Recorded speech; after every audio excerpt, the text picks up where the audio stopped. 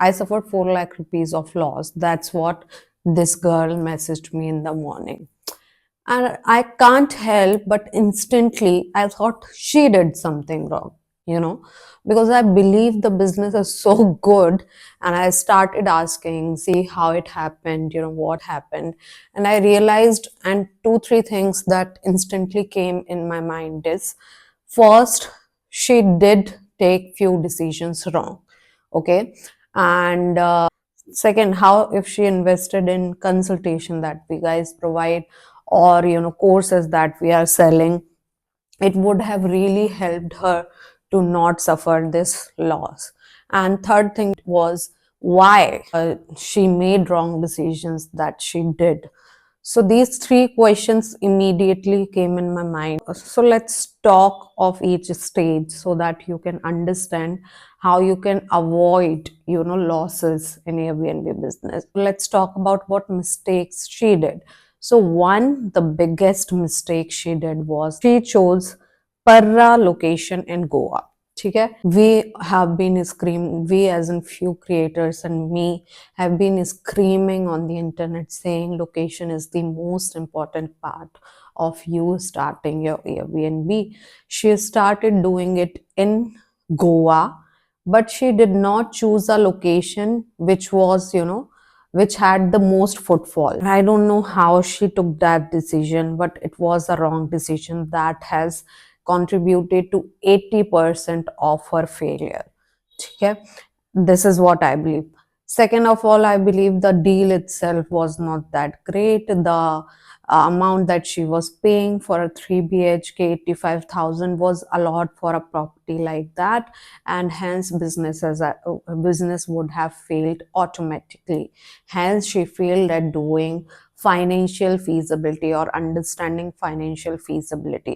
सो इसकी और तह में जाए हम अगर और समझें तो she failed at doing market research, she failed at building the foundation which is required for doing anything in life for that matter.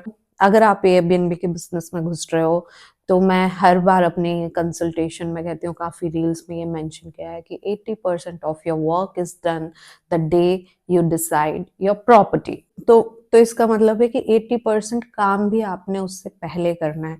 80% जो बिजनेस में एफर्ट्स लगाने हैं, जो टाइम लगाना है, जो दिमाग लगाना है आपको, वो सारा आपने प्रॉपर्टी सिलेक्ट करने से पहले लगाना. सो कोर पे जो उसने मिस्टेक किया है बेसिकली दैट इज कि उसने मार्केट रिसर्च में अपना टाइम नहीं डिवोट किया, उसने अपने एफर्ट्स नहीं डिवोट किए, उसने अपना मनी नहीं लगाया. That is one major reason for failure.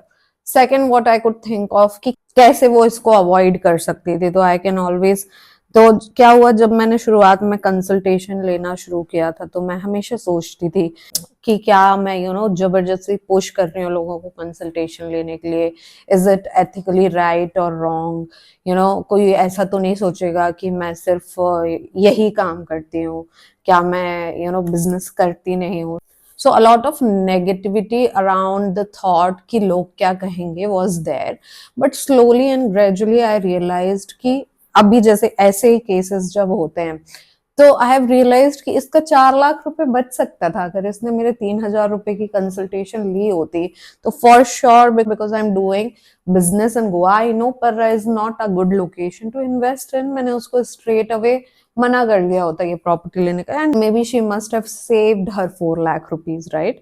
And मैंने उसको बताया होता कि उसको क्या प्रोसेस फॉलो करना है, कैसे अपनी बेसिक्स को स्ट्रॉन्ग करना है, क्या लोकेशंस चूज करना है. क्योंकि मैंने गोवा में बिजनेस किया हुआ है, मैं अपफ्रंट सारी चीजें आपको बता सकती हूँ कि कितना आपको रेंट पे करना है, क्या लोकेशन सेलेक्ट करना है, कैसे प्रॉपर्टी सर्च करनी है. तो आप कंसल्टेशन मेरे से लो या किसी और से लो, जो रीजन स्पेसिफिक जिसके पास नॉलेज है आप उससे लो. जिस एरिया में आप करना चाहते हो उसके किसी एयरबीएनबी होस्ट को पकड़ो, उससे नॉलेज लो. अगर वो पॉसिबल नहीं है तो हम मार्केट में हैं फॉर दिस रीजन ओनली कि we can save you from such losses. अब मुझे वो काफी वर्थ इट लगता है जब मैं ऐसे सिनेरियो सुनती हूँ जहाँ पे मुझे मिस्टेक्स अपफ्रंट पता है, और शायद अगर उस बंदे ने मेरा कंसल्टेशन लिया होता तो उसके पैसे बच जाते डूबने से। तो I can see direct relation between how important my knowledge which I have gathered throughout the years, my experience and my point of view is. So now I consider it the minimal amount that you can give to get right direction for doing anything for that matter. Then comes the third point कि ये actually हुआ ही क्यों। ये हुआ इसलिए है क्योंकि awareness and knowledge and data around doing Airbnb business is very less, like it's minimal अभी इंडिया के पर्सपेक्टिव पे। इसका मतलब है जैसे कुछ और अगर आपको शुरू करना है, लेट्स से आपको ड्रॉप शिपिंग का बिजनेस शुरू करना है, तो उसके अराउंड यूट्यूब पे बहुत सारे वीडियोस अवेलेबल हैं। आपको किस टाइप का प्रोडक्ट चूज करना है, आपको किस टाइप का वेबसाइट सेट करना है, कैसे पूरा बिजनेस शुरू करना है, क्या डिसीजन सही क्या डिसीजन गलत। There are sites which tell you upfront what product will do good, what product will not do good, and a lot of data to play with to make right decision, and a lot of knowledge available for free। इसलिए easy होता है उन सब चीजों का knowledge पता करना और उन सब चीजों में better decisions लेना। She could not because Airbnb का इतना नॉलेज अवेलेबल है ही नहीं इंटरनेट पे कहीं नहीं, और ट्रस्टेबल डेटा का सोर्स तो है ही नहीं कहीं पे भी अभी तक अवेलेबल इंडियन मार्केट के पर्सपेक्टिव में। There are few sites which you can use for reference, but वो ट्रस्टेबल नहीं है, तो मैं उनका नाम भी नहीं दूंगी आपको ताकि आप वो यूज ना करो अपने किसी डिसीजन को बनाने के लिए। It's always a combination of what ever data is available, whatever knowledge is available in form of consultation, courses, guides, whatever, and a lot of common sense. Being street smart is required in business. Okay, there was one more discussion that I had with her where she was saying that owner is refusing to give back her deposit. जब आप अपना agreement बनवा रहे हो तो उसमें सारी terms and condition सही है कि नहीं है, ये आपको ध्यान से पढ़ना चाहिए। क्या लूप होल्स हो सकते हैं, कैसे ओनर आपको फंसा सकता है, और जब चीजें इन सब की वैल्यू पता है, एक अग्रीमेंट की कोई वैल्यू नहीं होती है जब चीजें आपकी सही चल रही होती हैं। इसकी वैल्यू तभी समझ में आती है जब आपकी चीजें गलत चल रही होती है, और तभी सबसे ज्यादा ये सब पेनफुल हो जाता है। तो आपको अग्रीमेंट को लाइटली नहीं लेना है, उसमें जो भी लिखा है, जो भी लूप होल्स आपको समझ आ रहे हैं हो सकते हैं, उन सबको ध्यान में लेकर ही काम करना है। और अगर आपको नहीं समझ आता तो एक किसी लॉयर से कंसल्ट कर लो कोई भी अग्रीमेंट बनाने के पहले कि मैं ऐसा अग्रीमेंट चाह रहा हूँ लेकिन ये ऐसा लिखा हुआ है, can we make agreement in this way.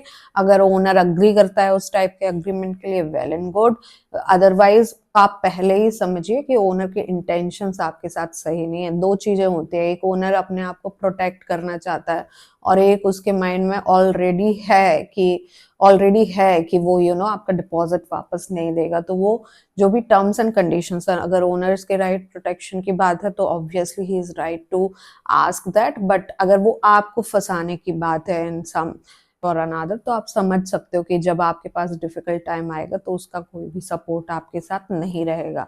So it's better to avoid such owners. और इन सब प्रॉब्लम का जो बेस रीजन है वो है कि आप इम्पेशेंट हो जाते हैं जब आपको सही प्रॉपर्टी नहीं मिलती है। वही जो सबसे पहली लाइन में मैंने बोली थी कि 80% जो वर्क होता है, जो टाइम होते हैं, जो एफर्ट्स होता है, वो प्रॉपर्टी सर्च होने के पहले आपने लगाने हैं। तो आपको जल्दबाजी नहीं करनी है ये प्रॉपर्टी सर्च करने के लिए। कई लोग इम्पेशेंट हो जाते हैं कि अरे मैं 2 महीने से सर्च कर रहा